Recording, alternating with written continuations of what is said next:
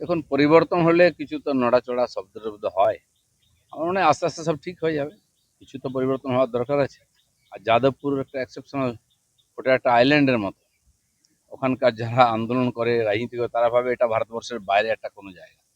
ভারতবর্ষের সংবিধান চলবে না, ভারতবর্ষের রীতিনীতি চলবে না, কথাবার্তা স্লোগান চলবে না, বিদেশি স্লোগান চলবে। এটা তো বেশিদিন চলতে পারে না। তো কিছু তো পরিবর্তন হবেই, শুরু হয়েছে, দেখা যাক।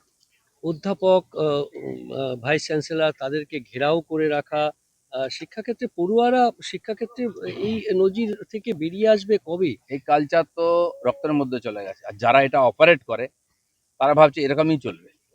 দুনিয়া পাল্টে গেল, ভারতবর্ষের বহু জায়গা পাল্টে গেছে। জেএনইউ যেখান থেকে অনুপ্রেরণা পেয়ে এরা করেন, এখানে পরিবর্তন। দিল্লি ইউনিভার্সিটির মতো, ওসমানী ইউনিভার্সিটি সব পাল্টে গেছে।